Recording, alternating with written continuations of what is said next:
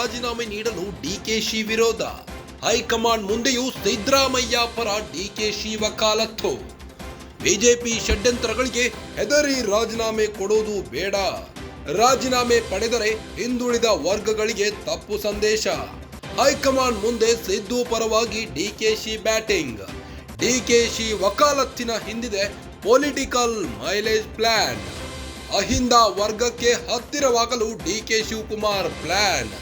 ಈ ಬಾರಿ ಮುಖ್ಯಮಂತ್ರಿ ಆಸೆ ಬಿಟ್ಟಿರುವ ಡಿಕೆ ಶಿವಕುಮಾರ್ 2028ಕ್ಕೆ ಸಿಎಂ ಗಾದಿಗೇರಲು ಈಗಿನಿಂದಲೇ ಡಿಕೆಶಿ ತಯಾರಿ.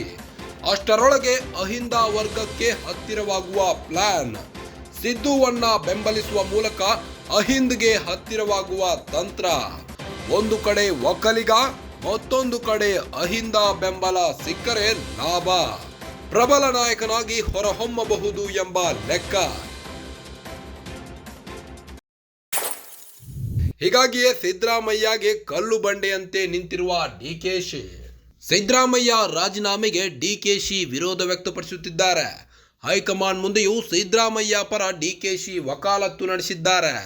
ಬಿಜೆಪಿ ಷಡ್ಯಂತ್ರಗಳಿಗೆ ಹೆದರಿ ರಾಜೀನಾಮೆ ಕೊಡುವುದು ಬೇಡ.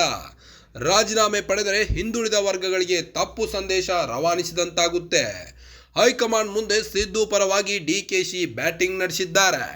ಡಿಕೆಶಿ ವಕಾಲತ್ತಿನ ಹಿಂದಿದೆ ಪೊಲಿಟಿಕಲ್ ಮೈಲೇಜ್ ಪ್ಲಾನ್. ಅಹಿಂದ ವರ್ಗಕ್ಕೆ ಹತ್ತಿರವಾಗಲು ಡಿಕೆ ಶಿವಕುಮಾರ್ ಪ್ಲಾನ್ ನಡೆಸಿದ್ದಾರೆ.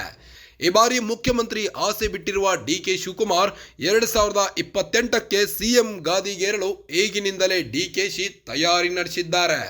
ಅಷ್ಟರೊಳಗೆ ಅಹಿಂದ ವರ್ಗಕ್ಕೆ ಹತ್ತಿರವಾಗುವ ಪ್ಲಾನ್ ನಡೆಸಿದ್ದಾರೆ.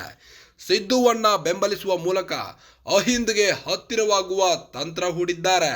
ಒಂದು ಕಡೆ ಒಕ್ಕಲಿಗ, ಮತ್ತೊಂದೆಡೆ ಅಹಿಂದ ಬೆಂಬಲ ಸಿಕ್ಕರೆ ಲಾಭ ಸಿಗಬಹುದು. ಪ್ರಬಲ ನಾಯಕನಾಗಿ ಹೊರಹೊಮ್ಮಬಹುದು ಎಂಬ ಲೆಕ್ಕಾಚಾರ. ಹೀಗಾಗಿಯೇ ಸಿದ್ದರಾಮಯ್ಯಗೆ ಕಲ್ಲು ಬಂಡೆಯಂತೆ ನಿಂತಿದ್ದಾರೆ ಡಿಕೆ ಶಿವಕುಮಾರ್.